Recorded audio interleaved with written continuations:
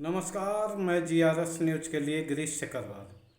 आज के इस ब्लॉग में मैं बात करूंगा राहुल गांधी की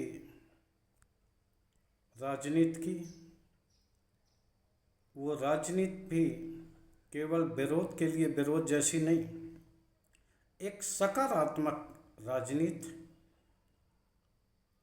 और सरकार को हो रही परेशानी को लेकर। आप सभी लोग जानते हैं कि राहुल गांधी ने हाथरस में पीड़ितों से मुलाकात की थी और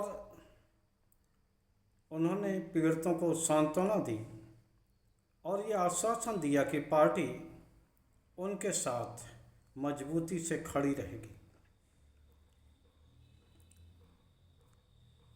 आज उन्होंने योगी आदित्यनाथ को एक पत्र लिखा है। उस पत्र में राहुल गांधी ने हाथरस और अलीगढ़ में पीड़ितों के परिजनों से मिलने का जिक्र करते हुए उनसे अपेक्षा की है कि वो घायलों को इलाज के लिए शासन स्तर पर व्यवस्था कराएं और उनको मुआवजे की राशि भी बढ़ाएं। दूसरी ओर जिन लोगों ने अपने परिजनों को खोया है उनकी भी मुआवजे राशि में वृद्धि की जाए। उन्होंने ये भी अपेक्षा की है कि इस मुआवजे राशि को जल्दी से जल्दी वितरित किया जाए, क्योंकि अगर यही मुआवजा राशि 1 साल बाद या 6 महीने बाद मिलती है तो उस राशि का कोई महत्व नहीं रह जाता, क्योंकि घटना में जो भी लोग घायल हुए हैं या हताहत जिन लोगों ने अपने परिजनों को खोया है वो बहुत ही गरीब परिवार से हैं और उनको इस मुआवजा राशि की शीघ्र जरूरत है। पत्र में ये भी उल्लेख किया गया है कि पीड़ित लोगों के परिजनों ने स्थानीय प्रशासन को इसके लिए दोषी ठहराया है और उन्होंने इनके विरुद्ध कार्रवाई करने की भी मांग इस पत्र में की है। उन्होंने ये भी कहा है कि जल्दी से जल्दी उन लोगों पर भी कार्रवाई हो जो कि इस हाथरस भगदड़ कांड के दोषी हैं, जिससे कि पीड़ित पक्ष को न्याय मिल सके। हालांकि उन्होंने इसकी भावुक अपील भी की है कि जल्दी से जल्दी इस कार्य को अंजाम दिया जाए जिससे कि पीड़ित पक्ष को न्याय मिल सके। निश्चित तौर पर इससे पूर्व राहुल गांधी दिल्ली में लोको पायलट जो ड्राइवर होते हैं रेल के, उनकी समस्याओं की जानकारी के लिए नई दिल्ली स्टेशन गए थे और उन्होंने उनसे जानकारी ली थी कि वो किस परिस्थिति में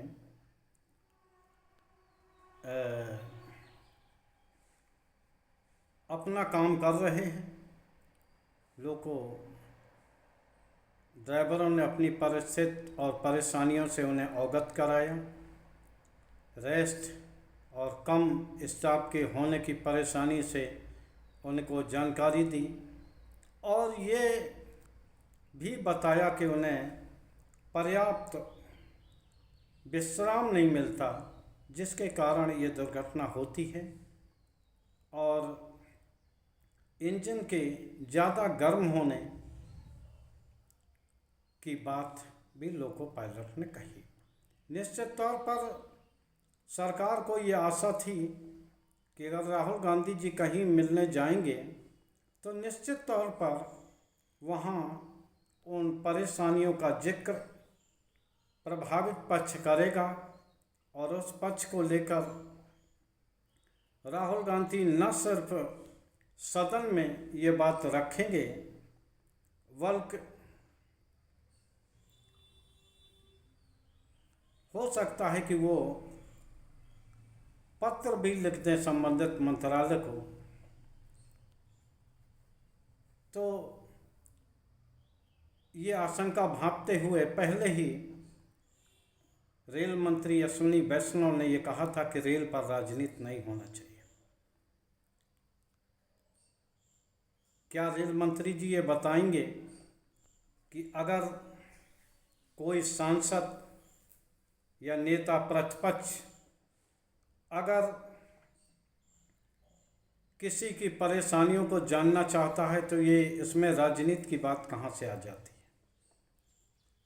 और इसके बाद रेल मंत्रालय ने पूरी ताकत लगा दी ये साबित करने में कि जिन लोगों से राहुल गांधी मिलकर आए थे वो सभी फर्जी ड्राइवर थे। अब मैं इस बात का दावा नहीं करता, लेकिन जिस तरह से विभिन्न समाचार चैनलों में रनिंग स्टाफ से उन्होंने बात की, संचालन और यूनियन के लोग भी इसमें शामिल थे, तो निश्चित तौर पर वो रेलवे के ही व्यक्ति थे। और अगर नहीं है तो रेल मंत्री जी क्या ये बताएंगे कि क्या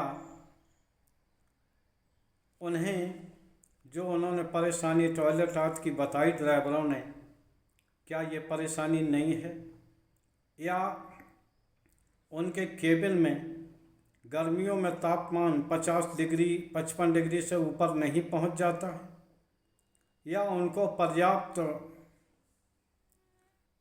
विश्राम मिल रहा है। और ये भी बताएं कि क्या ड्राइवरों की कमियां नहीं हैं। ठीक है, मैं मान लेता हूं कि राहुल गांधी को जानकारी नहीं है और वो फर्जी स्टाफ से मिल लिए, लेकिन क्या जो बात ये निकल के आई उसमें रेल मंत्री जी ये बताएं कि क्या ये समस्याएं ड्राइवरों के सामने हैं या नहीं हैं। क्या नई दिल्ली स्टेशन पर राहुल गांधी नहीं गए थे, उनसे स्टाफ के लोग नहीं मिले थे? आखिर इसमें इतनी ताकत लगाने की बात क्यों की जा रही है? क्यों नहीं रेलवे इस बात पर विचार करता कि वो अपने कर्मचारियों को भी सुविधाएं देगा? क्योंकि जिन पर राहुल गांधी जी मिले थे इन्हीं ड्राइवरों पर पूरे रेल का संचालन का भार है। और अगर ये विपरीत परिस्थिति में काम करते हैं तो निश्चित तौर पर इनसे मानवीय भूल हो सकती है जो भविष्य में एक दुर्घटना का कारण बनेगी। तो आखिर सरकार अपने जो कमियां हैं उसको सुधारना क्यों नहीं चाहती? राहुल गांधी कल मणिपुर के भी दौरे पर जा रहे हैं। वो मणिपुर जो 1 साल से जल रहा है और प्रधानमंत्री उसका नाम लेने से भी कतराते हैं। भारतीय जनता पार्टी की डबल इंजन सरकार होने के बावजूद जिस प्रकार मणिपुर में हालात हैं उसको लेकर राष्ट्रीय स्वयंसेवक संघ, जो कि भारतीय जनता पार्टी का मूल संगठन है, मातृ संगठन है, उसने भी किस तरह की बातें कर दी हैं कोई बताने की ज़रूरत नहीं है। राहुल गांधी असम भी जाएंगे और राहुल गांधी महाराष्ट्र के 1 दिनी दौरे पर जा रहे हैं, जिसको लेकर भी राजनीति अब शुरू हो गई है। पंढरपुर में एक पूजा होती है जिसमें कि वहाँ के आयोजकों ने राहुल गांधी को उसके उद्घाटन के लिए बुलाया है और इसका समापन प्रदेश के मुख्यमंत्री जो भी रहे हों वो करते हैं। तो वहाँ ये कोशिश हो रही है कि राहुल गांधी इस कार्यक्रम में शामिल न हो पाए। जिस तरह का कल गुजरात में देखा गया था, तथाकथित हिंदू संगठनों ने संसद में दिए गए उनके उस भाषण को, जिनको उन्होंने दिया ही नहीं था, विरोध प्रदर्शन किया। और इसी प्रकार अब महाराष्ट्र में भी एक IAS अधिकारी पूर्व में रही हैं, उन्होंने वहाँ के जिलाधिकारी को पत्र लेकर राहुल को कार्यक्रम से अलग करवाने की मांग की है। उन्होंने कहा है कि वो हिंदू हैं ही नहीं। अब इस तरह की आखिर आचरण किसके इशारे पर हो रहे हैं? क्या नेता विपक्ष कहीं भी कोई दुर्घटना हो जाए वहाँ न जाए? सत्ता दल तो मणिपुर जाता नहीं। क्या राहुल गांधी भी अपने AC के कमरे में बैठे हुए बातचीत करते रहें और सत्ता दल के हाँ में हाँ मिलाते रहें, जैसा कि सत्ता दल कहता कि वहाँ स्थिति सुधर रही है? जबकि सभी जानते हैं, जो वहाँ के सांसद जीते हैं, उन्होंने भी सदन में किस तरह की बात कही थी। यहाँ तक कि 2 MP वहाँ आए, 1 MP को तो बोलने का समय भी लोकसभा अध्यक्ष ने नहीं दिया था। तो आखिर सरकार अपने आचरण में सुधार क्यों नहीं करना चाहती? नेता विपक्ष के दौरे से आखिर क्या तकलीफ आने वाली है? ये बात हम केंद्रीय नेतृत्व BJP के और सरकार के मुखिया से भी जानना चाहेंगे कि अगर नेता प्रतिपक्ष कहीं जा रहे हैं और वो आपके उन समस्याओं को इंगित करते हुए आपको पत्र लिख रहे हैं, तो आपको इस बात में क्या मुश्किल है? आखिर आप